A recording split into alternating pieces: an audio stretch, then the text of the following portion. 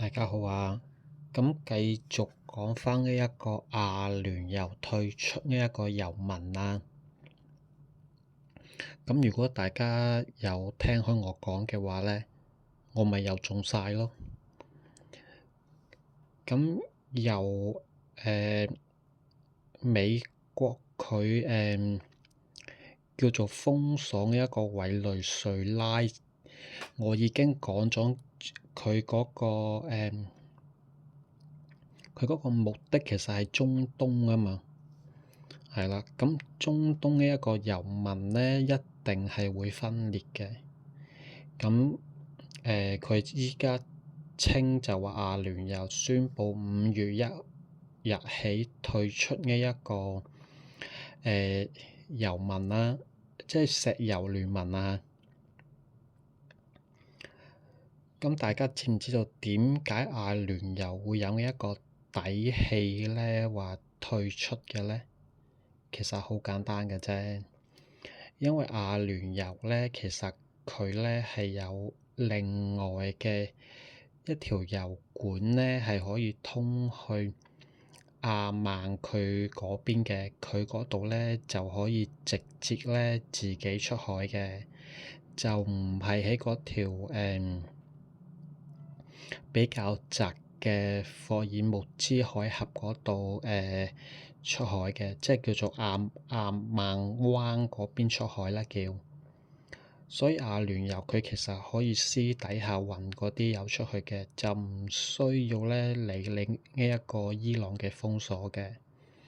咁阿拉伯又係啦，都係唔阿拉伯其實佢亦係有啲可以喺紅海嗰邊咧出嘅，但唔多咯。咁伊拉克咧就一樣咧，都係喺佢後面咧，佢有條通道咧，可以喺紅海嗰邊咧出啲石油嘅。所以話咧，呢一個霍爾木茲海峽話20% 嘅原油啦，咁依家其實其他國家佢一樣都係可以用呢一個方法啦。所以實際上少咗嗰個石油嘅話咧，少好少嘅啫，唔係好多嘅啫。好啦，跟住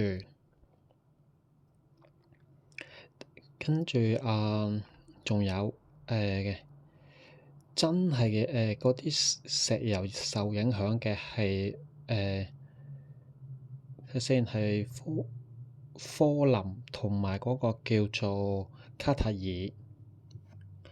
因為科林同卡塔爾嘅咧，呢兩個國家就真係要經過呢一個霍爾木茲海峽先至運到啲油出去嘅。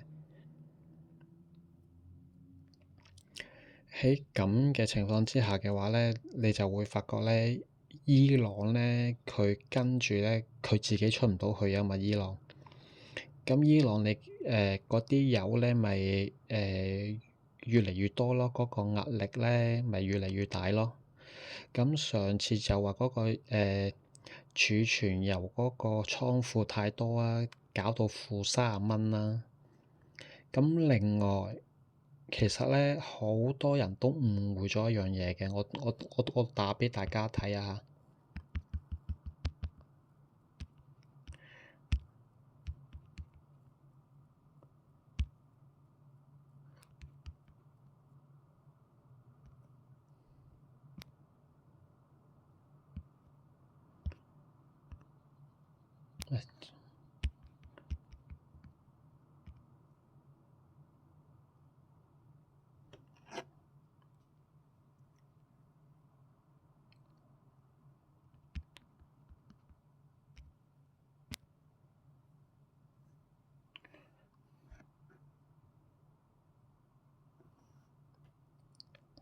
好啦，呢一度有啦，就話中國政府據報要求國內嘅煉油企業中石油、中石化、中海油等暫停出口汽油和柴油，並協商取消已達成嘅成品油出口協議。因為2月28號嘛，咁中國即時3月份就做過叫做未雨綢繆啦，但係依家4月份尾啦，原來中國咧嗰啲倉擺放油嗰啲倉庫啊、油庫啊，已經擺到滿晒啊！你明唔明啊？即係每日咧都有啲新嘅油船嚟中國攞啲油噶嘛。咁依家就變咗係中國嗰個儲備過多啊，唔係中國唔夠油啊，係啲油過多啊。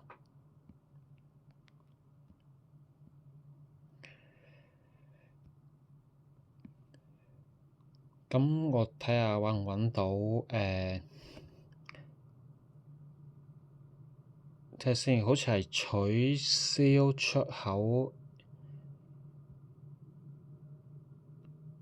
不過我睇下有冇最新嘅先。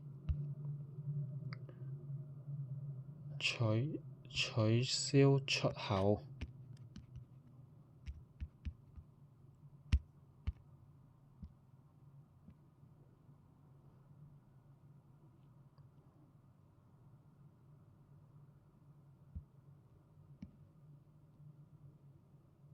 呢個出口退稅咗，都係唔穩定就好難揾到嘅，即係依家就係中國嘅石油多得滯，係啦，跟住就話希望可以取消繼續出口去東南亞國家或者其他國家啦，係啦，所以呢一個油真係多得滯嘅。咁我都講咗啦，只要美國佢一話唔做呢一個戰略石油做戰略儲備，佢放晒啲儲備石油出去嘅話咧，全世界啊每日啊多咗100萬桶啊！你依家呢一個世界上冇人會話特登襲擊美國嗰啲煉油廠噶嘛，咁你美國嗰啲日日可以煉啲油出去賣噶嘛，佢根本依家全球就係啲油多過頭啊，係。好啦，跟住繼續講返中東啦。咁全球啲油多過頭嘅時候咧，咁你中東依家嗰啲份額咧，真係會俾人哋搶佔咗嘅。到佢哋想揾返啲份額嘅時候咧，一定係超級大減價㗎啦。但係你超級大減價都冇用，因為咧美國同歐盟一定會話咧我要制裁啊！你哋同伊朗買油或者同俄羅斯買油呢啲咧，到時咧又會話係制裁啊、關稅啊，咁你就會明白。譬如之前美國就封鎖一個委內瑞拉啦，間接係令到古巴佢冇油嘛，因為委內瑞拉係俾有啲古巴噶嘛。咁佢今次又係用同一個方法，佢美國封鎖呢個霍爾木茲海峽啦，跟住成個中東嗰啲油就出唔到去俾其他國家啦，咁其他嘅國家咧就會通脹啦。咁中東嗰邊咧就會叫做點講咧？好似委內瑞拉咁樣咯，就會開始叫做亂咯，啲子彈咧就會周圍咁飛咯。但你會發覺一樣嘢就係委內瑞拉佢亂咗咁耐啦，嗰啲咩反對派領袖要走佬啦，但係一直係唔會話有新政府嘅人推翻佢嘅喎。你一定係要有外部嘅真理嘅嚇，手揸住嗰種真理啊，去推翻呢一個政府嘅時候咧，你會發覺咧係好易嘅喎，冇阻力嘅喎。點解啊？好似滿清政府嗰陣做得咁差咧，八國聯軍話打清朝政府嗰陣咧。嗰陣嗰啲清朝嘅百姓咧係歡迎嘅喎，你明唔明啊？好似馬杜羅俾人哋捉嘅時候咧，你做得差啊嘛，咁委內瑞拉咧係好歡迎咧嗰啲其他嘅人咧嚟取締呢一個舊政府，成立個新政府噶喎，所以一定係有外部嘅勢力嘅。如果冇外部嘅勢力咧，即使馬杜羅冇俾人捉到咧，佢個經濟無論點差都好啦，一樣都係會繼續落去嘅。咁古巴一樣嘅啫，就算古巴依家咧係冇天然氣啊，冇晒嗰啲發電機啊，一樣嘅啫。你啲市民一樣上街遊行嘅，你冇一個叫做即係喺古代咧簡稱就叫做咩黃巾起義嗰啲啊，唔一定係要外國㗎，你自己國家都得嘅。你一定係要有真理咧，先至會係有個新嘅政府嘅。但好多時都係啲人依家太聰明啊，都話等嗰啲蠢嘅衝前面啦，衝完前面之後，我嗌幾句口號，跟住等啲人選我做總統啦。太多人太聰明啊，所以咧嗰啲政治咧係點講咧？係要有啲叫做逼到埋身嘅時候咧，啲人就會講一句咧，就係咧嗰句好出名嘅就叫做咩多是咩屠狗下英雄多是屠狗輩，係啦。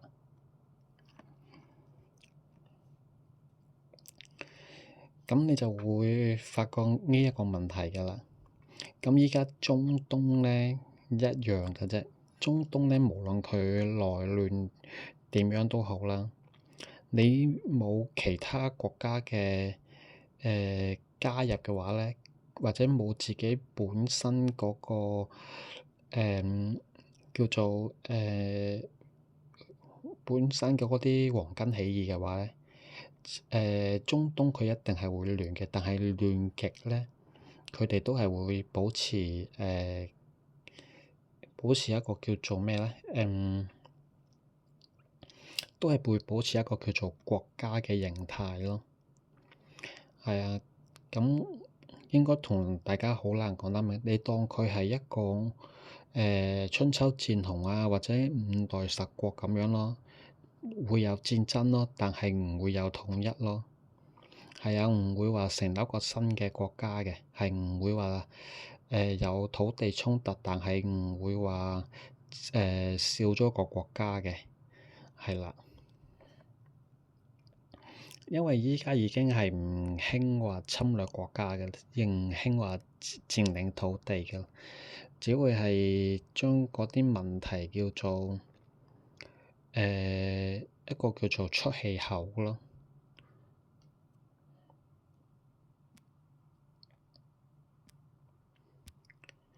好啦，咁大家繼續睇翻啦。咁阿聯酋今次話退出咗啦。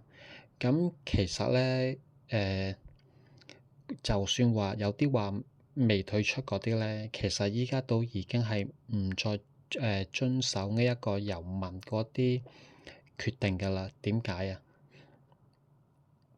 因為你伊朗已經係暫停個霍爾木茲海峽嗰陣咧，就已經有好多嘢咧，已經係叫做有牙齒印啦。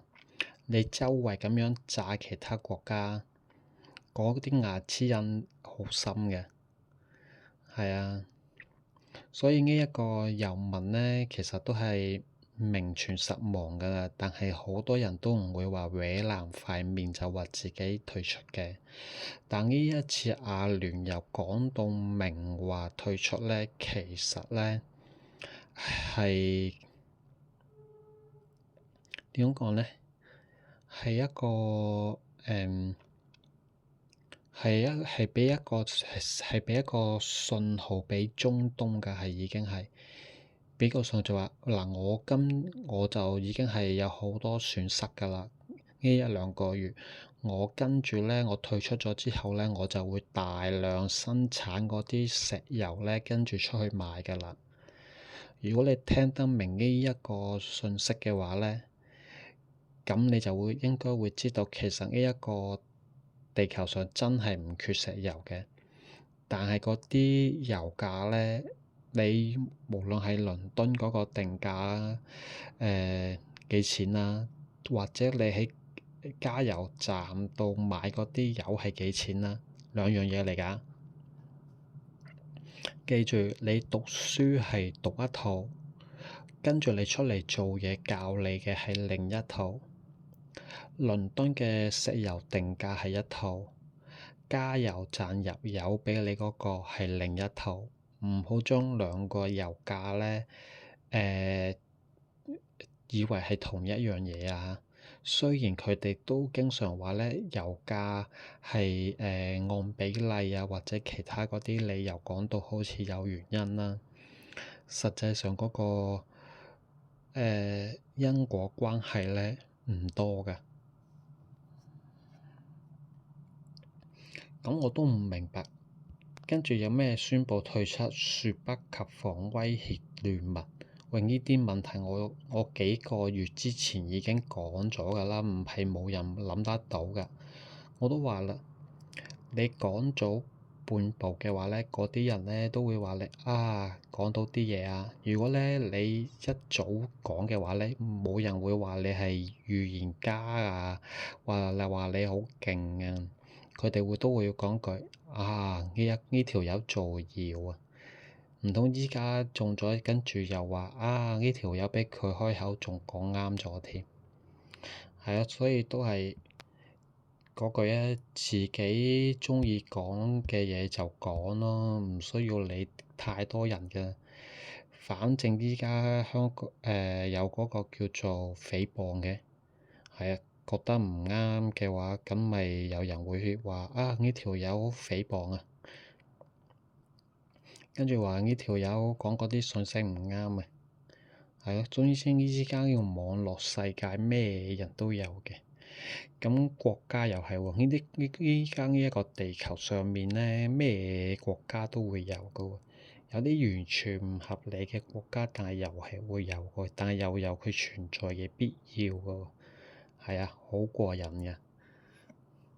好，咁今晚嘅分享就到呢一度啦。鍾意個視頻嘅話咧，就撳一個免費嘅訂閱同埋分享畀更加多嘅人知道啊！多謝晒咁多位，拜拜。